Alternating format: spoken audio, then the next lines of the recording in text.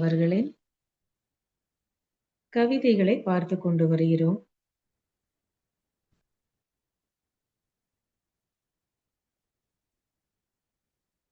புதன்கிழமை, வியாழக்கிழமை கவிதைகளை பார்க்கிறோம். அதோட மற்ற நாட்கள்ல வெவ்வேறு தலைப்புகள்ல கருத்துக்களை கேட்டுட்டு வரோம். மகரிஷி அவர்கள் எல்லா துறைகளிலுமே உரைநடை வாயிலாகவும் புத்தகம் வாயிலாக எழுதி அதோட அதை பத்தின லெக்சரும் கொடுத்திருக்காங்க. அதோட கவிதைகள் வாயிலாகவும் நிறைய நமக்கு கொடுத்திருக்காங்க. அதுல விதி மதி அப்படிங்கிற தலைப்புல நம்ம கவிதைகளை பார்த்து கொண்டு வருகிறோம். எவ்வளவு யோசிச்சிருக்காரு பாருங்க மகரிஷி. நம்ம விதி வழியா எல்லாம் நடக்குதுன்னா இவ்வளவு முன்னேற்றங்கள் வாழ்க்கையில நடந்திருக்காது. ஆனா விதியும் தெரிந்து கொண்டு அங்கங்க குழு குழுவா மக்கள் வாழ்ந்தாலும் அவங்க கஷ்டப்படாம இருக்கணும், விலங்கின மாதிரியே வாழாம மனிதர்களா வாழணும் அப்படிங்கிற முயற்சியை அங்கங்க குழு குழுவா வாழ்ந்த இடத்துல சில மகான்கள் அவங்க அதற்கு முன்னின்று மக்களுடைய வாழ்க்கையில மாற்றத்தை கொண்டு வந்துட்டே இருந்திருக்காங்க, இப்பவும் கொண்டு வராங்க. அந்த மாதிரி பார்க்கும் பொழுது விதின்னு அப்படியே அதை எடுத்துக்காம மதிங்கிறதையும் உபயோகப்படுத்த வேண்டும். அதுவும் மனிதர்கள் எடுத்துக்கும் பொழுது 6 அறிவு இருக்கு.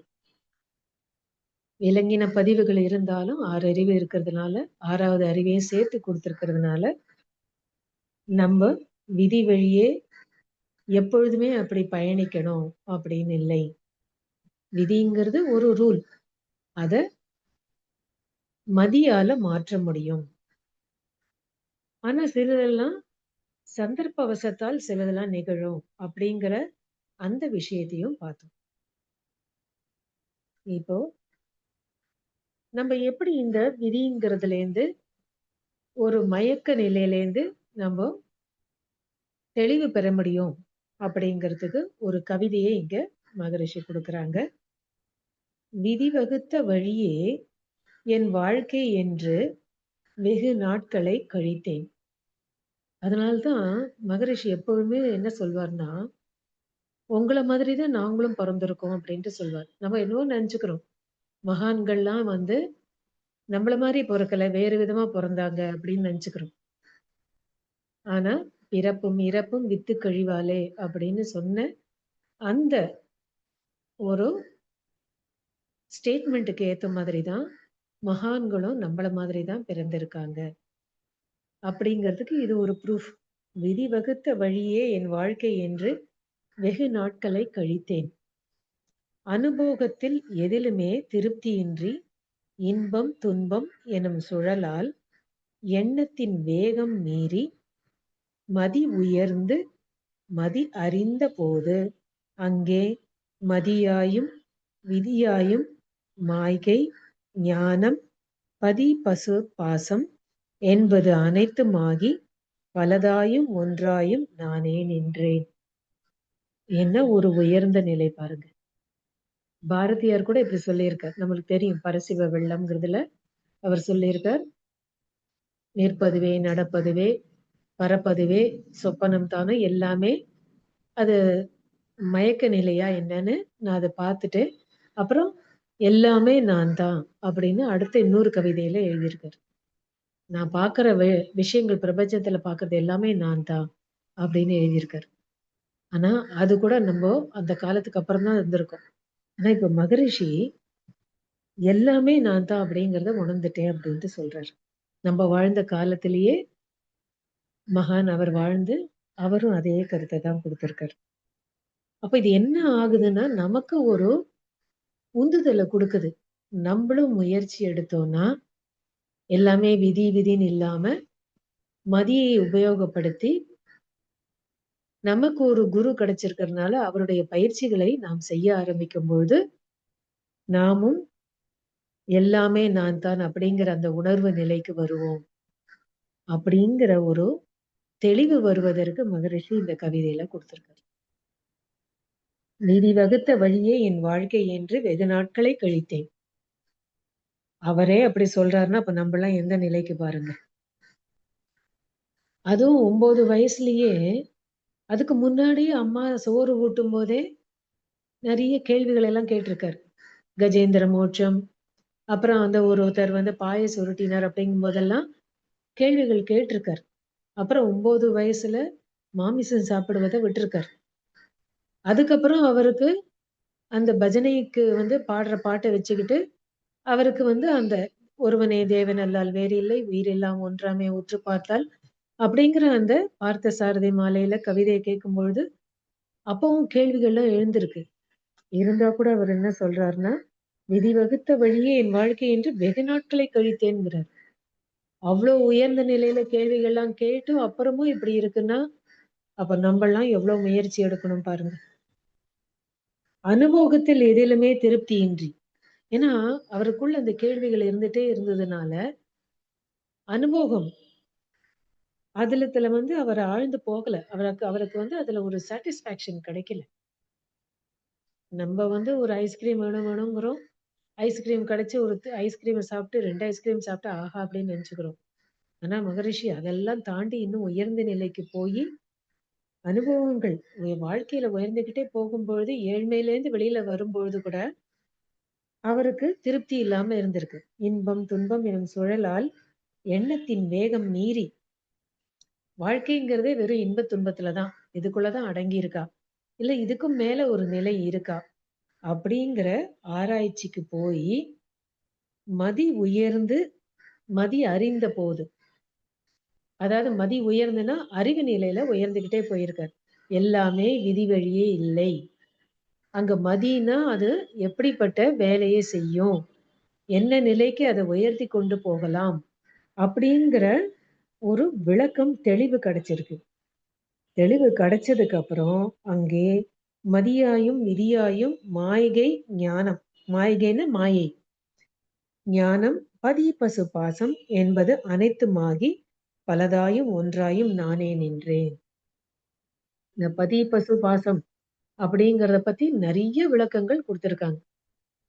இதுல கூட திருமூலர் கூட அதுல குடுக்குறார். பதினா அது இறைவன். பசுனா உயிர்கள். அப்புறம் பாசம்னா நம்மள கட்டி போடுது. பாசம்ங்கிறது. பாசம் பற்று. என்ன மாரி கட்டி போடுது?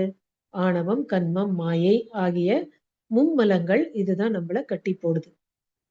இதுல மூழ்கி இருக்கும்பொழுது, உயிர்கள் அந்த இறைவனையோட ஒன்ற முடியறதில்ல.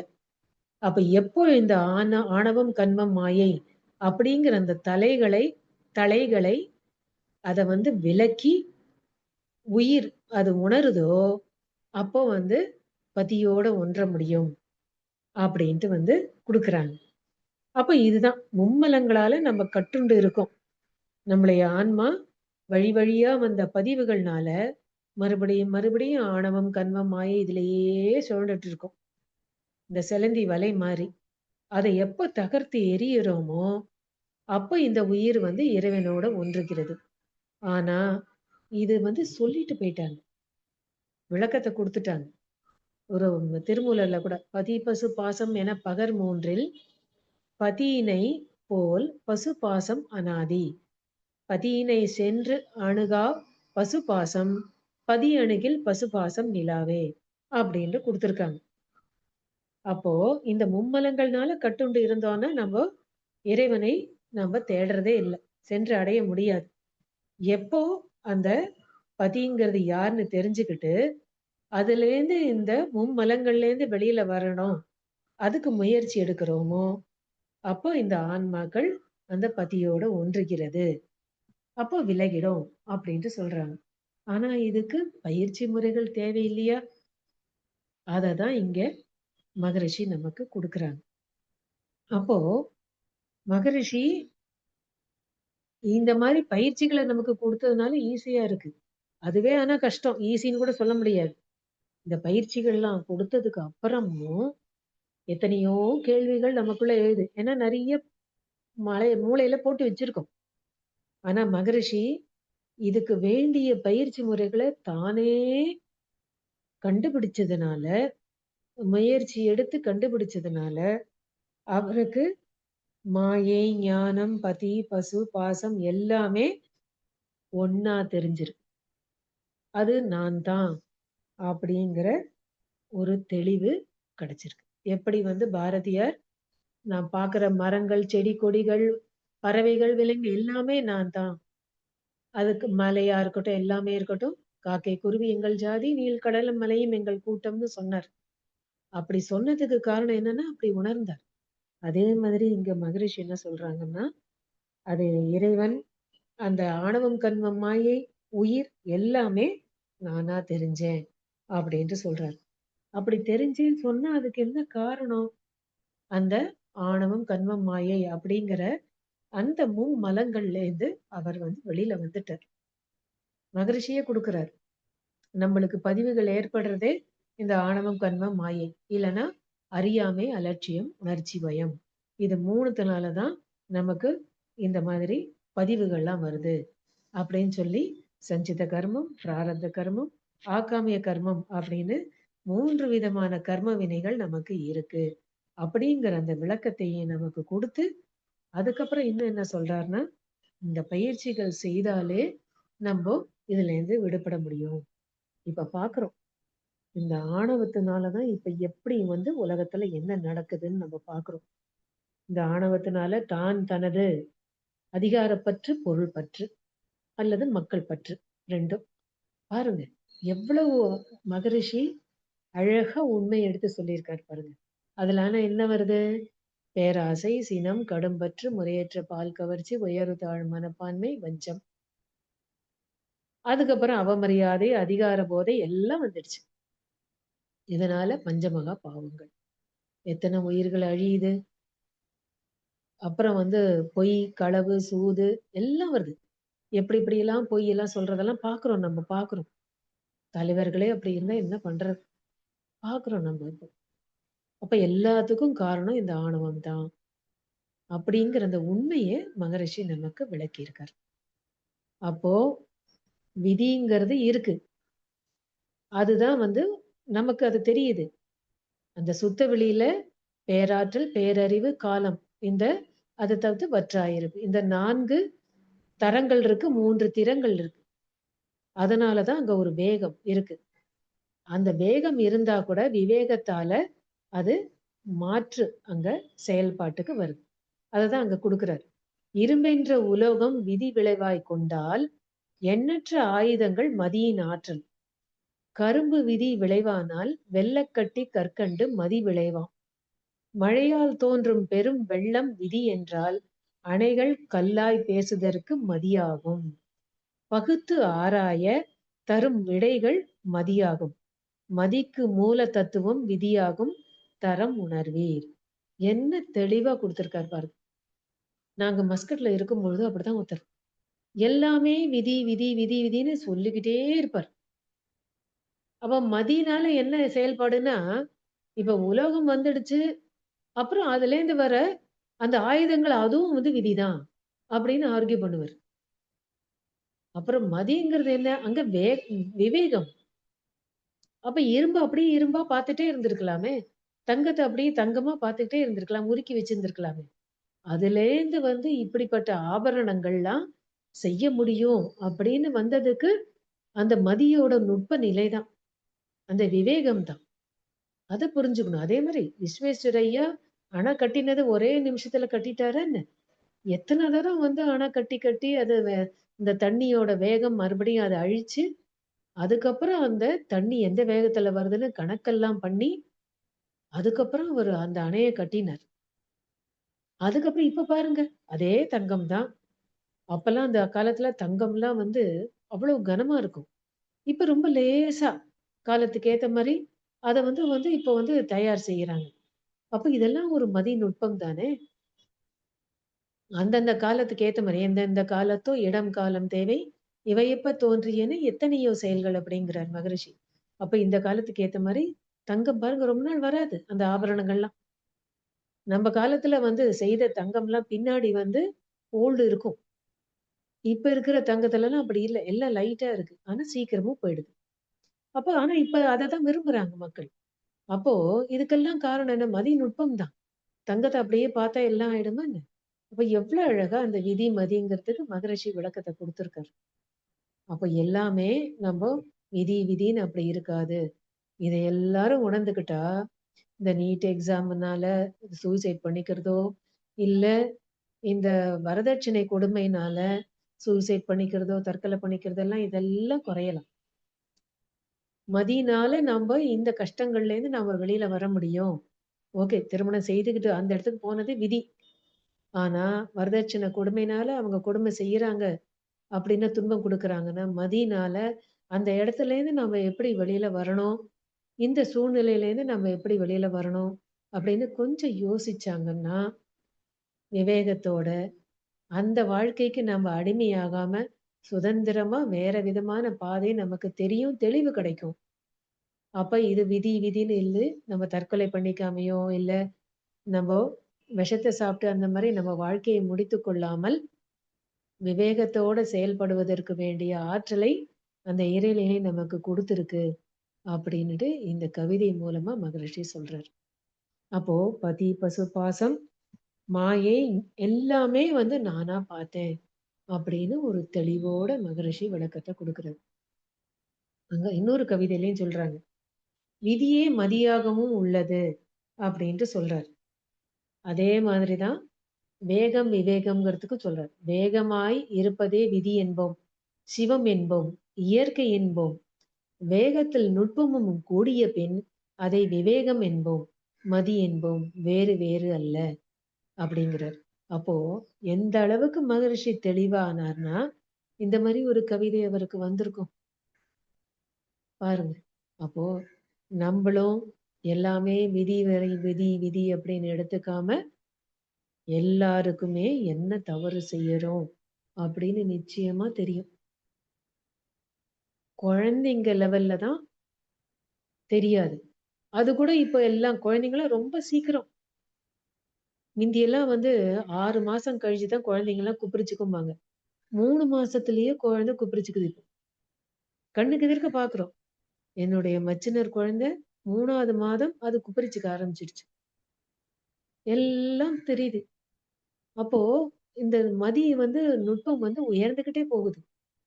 அப்ப அத சரியா உபயோகப்படுத்தலைன்னா, மயக்க நிலையிலே இருக்கும்பொழுது அந்த மதி வேலை செய்யறதில்ல. உணர்ச்சி நிலையில போயிடுறோம். அந்த உணர்வு நிலைக்கு கொண்டு போவதற்கு நமக்கேற்ற அறிவு ஆற்றல் இருக்கு. எவ்வளவோ அனுபவங்கள் நமக்கு கிடைக்குது. பெரியவங்க சொல்றத கேட்கிறதும், நம்பளே புத்தகங்கள படிக்கிறதும், அதுக்கப்புறம் மகான்கள் நமக்கு வழிகாட்டுறாங்க. எவ்வளவோ விதத்துல அந்த நுட்பமா அந்த அறிவை உபயோகப்படுத்த முடியும். அப்படின்னு மகரிஷி விளக்குறாங்க. அப்போ இந்த ஆணவம், கன்மம், மாயை அதுல கட்டுண்டோம்னா, இந்த உயிருக்கு அந்த பதியோட, அந்த ஆன்மாவோட, அந்த ஆன்மா அந்த சிவத்தோட, இல்லை இறைநிலையோட, சுத்த வெளியோட ஒன்றக்கூடிய தன்மை இருக்காது. உணர்ச்சி நிலையிலேயே வாழ்க்கை போயிட்டே இருக்கும். அப்படின்ட்டு சொல்றார். ஆனா, எல்லாரும் விளக்கங்கள குடுக்குறாங்க. மகரிஷி நமக்கு இங்க பயிற்சி முறைகள குடுத்திருக்காரு. உடற்பயிற்சி, காயகல்ப பயிற்சி, தவங்கள், தற்சோதனை பயிற்சிகள் எல்லாமே குடுத்திருக்காங்க. அப்புறம் நெறைய விளக்கங்கள். எவ்வளோ விளக்கங்கள் குடுத்திருக்காங்க. குடும்ப அமைதி எப்படி கொண்டு வரணும்? மௌனம் ஏன் கடைபிடிக்கணும்? நம்மளுடைய பெருமை, பெண்ணின் பெருமை. எல்லாரும் மகளிர் தினம்னு கொண்டாடுறாங்க. கொண்டாடினா கூட எங்க உணர்றோம்? மறுபடியும், மறுபடியும் நம்ம வாழும் வாழ்க்கையில அந்த உணர்ச்சி நிலையிலேயே போயிட்டு இருக்கோம். அப்படி போனா இந்த மாரி ஸ்டேட்மெண்ட் வருமா? விஜய் போன வழிய யாரோ ஒரு பெண் முத்தமிட்டு அதுக்கு நமஸ்காரம் பண்ணாங்களாம். எவ்வளவு அதே மாரி சொல்றாங்க. நான் அவர் திருமணமானவர் 2 குழந்தைங்க இருக்காங்கன்னு தெரியும். ஆனா கூட நான் சகோதரியா இருப்பேன், அம்மாவா இருப்பேங்கிறதோட, மனைவியாவும் இருப்பேன் அப்படின்ட்டு சொல்றாங்களாம். அப்ப அறிவு நிலை எவ்வளோ தாழ்ந்து போயிருக்கு பாருங்க. எங்க போகுது உலகம்? ம். அறிவ சரியா உபயோகப்படுத்த வேண்டாம். எங்க எப்படி ஒரு உணர்ச்சி நிலையில போயிட்டு இருக்கோம். அவரும் நம்மள மாதிரி ஒரு மனிதர் தான். சினிமாங்கிற துறையில அவரு உயர்ந்து போயிருக்கார். அதனால இருக்கு. அப்ப எவ்வளவு நம்ப அந்த மதியை சரியான விதத்துல உபயோகப்படுத்தணும். இததான் மகரிஷி சொல்றார். நம்மளுடைய பெருமைய நம்மளே உணர்ந்துக்கலையே! எவ்வளவு தாழ்ந்து போறோம். இதெல்லாம் எத்தன பேருக்கு இந்த விளக்கங்கள் போக வேண்டும். நமக்கு ஒரு பெரிய பொறுப்ப குடுத்திருக்காரு. இந்த விளக்கங்களெல்லாம் எடுத்துக்கிட்டு போகணும். அதனால தான் எல்லாமே விதி, விதி அப்படின்னு இல்லாம மதியை உபயோகப்படுத்த வேண்டும். அப்படி படுத்தும் பொழுது, பயிற்சிகள் செய்து அறிவு நிலையில உயர்ந்துகிட்டே போகும்பொழுது, உணர்வு நிலையில செயல்படும்பொழுது, எல்லாமே ஒன்றாக தான் தெரியும். அப்படிங்கிற உயர்ந்த நிலைக்கு நாமும் போவோம். இன்பம், துன்பம் அத தாண்டி அமைதி, பேரின்பம் நிலைக்கு நாமும் போக முடியும். அப்படின்னு ஒரு நமக்கு தெளிவ குடுக்கிறார். நமக்கு ஒரு உந்துதல குடுக்கிறார். ஒரு ஊக்கத்தையும் மகரிஷி குடுக்கிறார். அனைவருக்கும் நன்றி. வாழ்க வளமுடன்.